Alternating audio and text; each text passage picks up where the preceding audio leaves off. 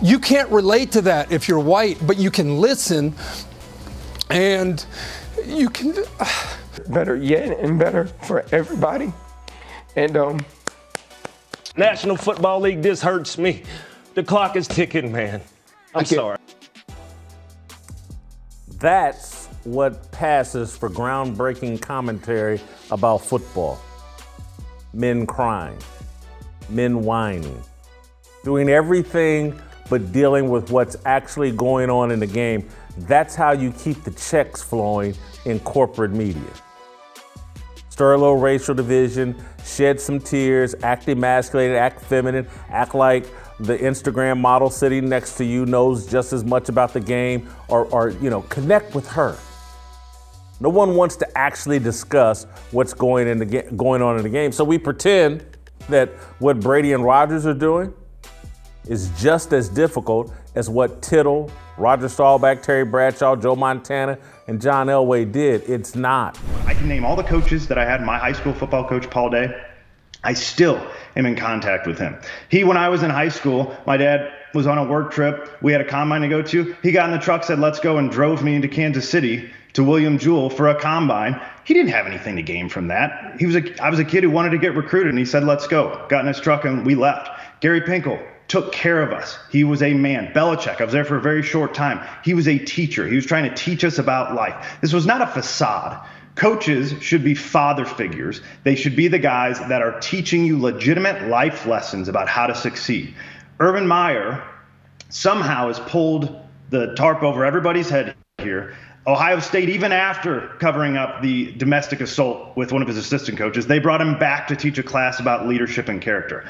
I don't know why people can't see through this, but to me, he's as big of a disgrace as a coach that we've ever seen in my lifetime. It's sad because we don't have standards. In every other job, you have a standard. You have a certain requirement. If I worked for McDonald's, I could not come in dressed in full Burger King garb like, I identify as somebody that makes Whoppers today. They would clock me out and show me the door. If I go to a doctor, the doctor is dressed a certain way.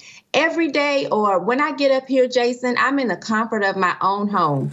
Most of the time, I'm only dressed from the waist up. However, that doesn't give me the freedom to stand up in my thong like she had dumps like a truck, thighs like what? You know, that we have standards. Everybody has standards except for teachers. Teachers used to come in dressed very classy, dressed very nicely. Now they look like they rolled out of bed, and they allow them to come to work any kind of way. Tom Brady, I don't know if we've ever seen an athlete execute the business around him better than Tom Brady. We hear a lot about Michael Jordan and Air Jordan and what he did with Nike or whatever. We hear a lot about LeBron James and all the terrible movies he puts out and all the deals he cuts in Hollywood and all of that, but nobody's handled their business better than Tom Brady. And that just may be a lot to ask of Lamar Jackson, whose mom represents him or he represents himself.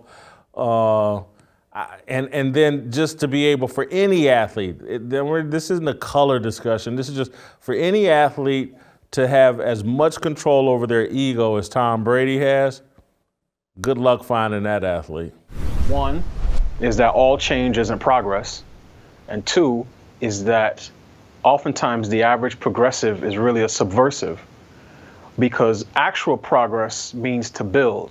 Right? So just think of how you would construct a house. You have a foundation and you put up walls and you have floors and you do, sort of infrastructure, and then you build on top of what you've already built. But the change that these people are pushing for is actually subversive. It means to erode and destroy. So the people who run around saying that they're progressive but fight against the nuclear family, fight against the notion of traditional marriage, or even the fact of gender being a real thing. And, they would say that the term gender binary is a pejorative or an insult. These are people who can't build anything. All of the changes that they say that they seek are meant to destroy, to tear down what has been for things that they have yet to define. Being a member of the Fearless Army means that we pledge to place God first and foremost in our everyday endeavors of life. This means placing him before everything. And yes, men, including your wife. Being a member of the Fearless Army, you know that all men are created equal. And you know this despite whatever the media may try to teach you. We as fearless men must step up and accept the challenge to step up and then lead. Meaning that you may have to take the flag, even if I start to bleed.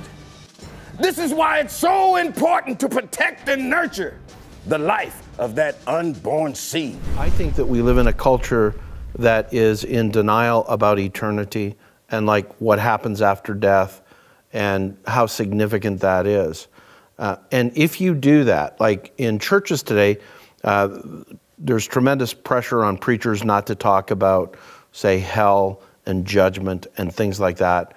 And so a lot of preachers have gone quiet on that. Mm-hmm. And when they go quiet on that, they just preach this thing like everybody's going to go to heaven. And so it creates this almost mythical positivity about death. And then at the same time, it's actually not talked about very much at all. And so there's a suppression. And is it possible that it's coming out in the way that you're saying it? That nobody's talking about it, so we're going to make a big deal when this happens. The churches that I'm talking about, the black churches that I'm talking about, who again come out of a particular history, their arc is similar to the arc of many other black institutions or leaders or groups who have taken what freedom has presented them with and run the ball in the total opposite direction.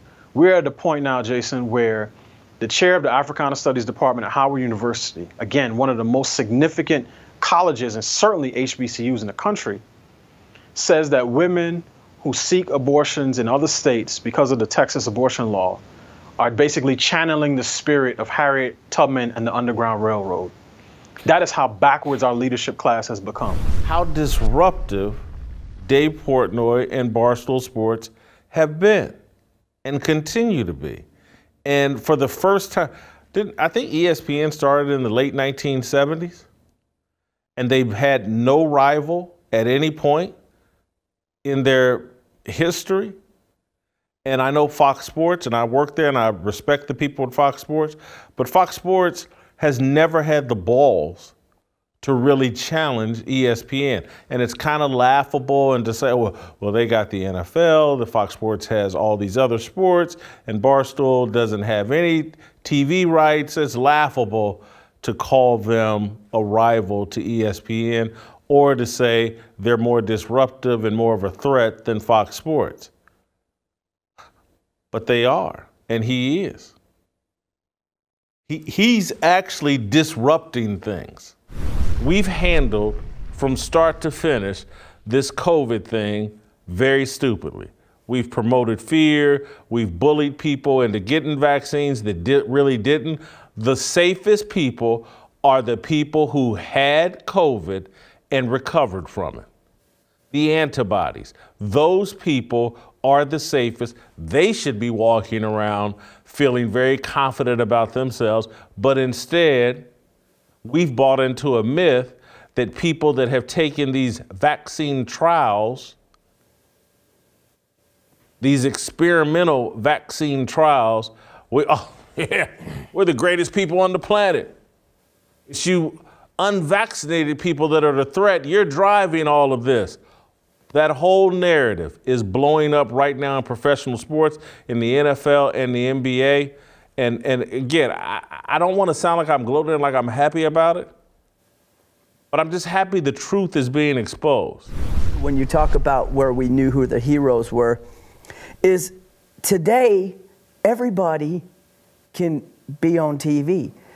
When you go to a concert or you go somewhere, when you go to a baseball game, most people are looking at themselves on their camera while they're there. If you go to a music concert, they're holding up their camera, filming it. And it used to be that in order to get to be a hero, you had to be in the movies to get there.